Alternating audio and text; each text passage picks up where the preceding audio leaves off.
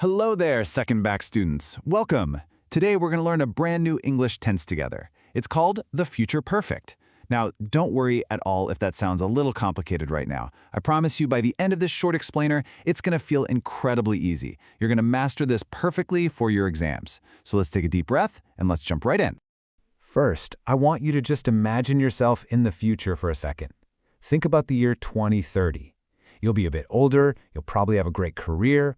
What will you have done by that year? Well, just by thinking about that question, you are actually already thinking in the future perfect. Section 1. The big idea. Okay, so let's dive into this and look at the main concept before we get into the grammar rules. The idea is actually very simple. The future perfect is just an action that will be 100% completed before a specific time in the future. Imagine you're standing in the future and you are looking backwards at an action that is already finished. It's totally done. And this brilliantly illustrates exactly what I mean. Let's look at point 1. That's now, let's say, the year 2026. Point 3 is our future point, the year 2030. But look at point 2 right there in the middle, the year 2029. That is when our action is completely finished. It happens before 2030 even arrives. Section 2. Building the structure. Don't worry.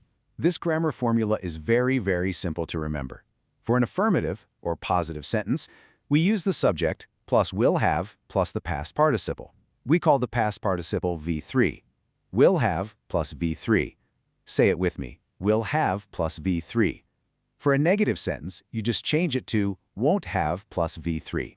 And for a question, just start with will, then the subject, then have plus V3. Easy, right? Section 3. Examples in action.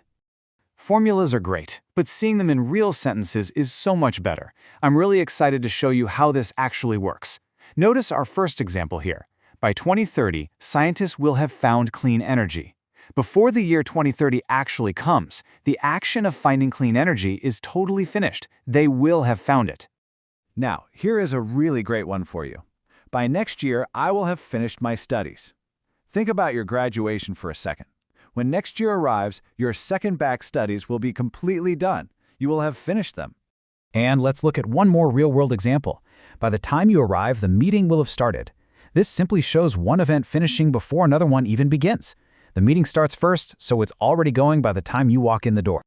Section 4. The golden rule.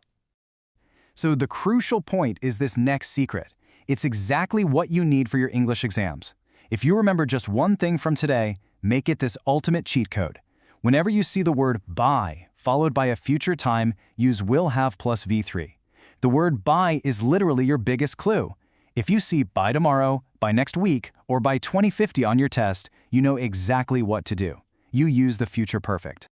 Section 5. Quick recap and goodbye. You guys have done a wonderful job today. Let's do a really fast recap of everything we just learned to make sure it sticks in your memory. It's just 2 simple steps. Step 1, on your exam, look for the word by plus a future time. Step 2, when you see it, use will have plus the past participle, which is our V3. And that's the whole shebang. Now you can talk about the future with absolute confidence. You have mastered the future perfect. So, I want to leave you with one final question to answer in your notebooks. What incredible things will you have achieved by the time you graduate? Keep practicing, you're doing great, and I'll see you in the next explainer.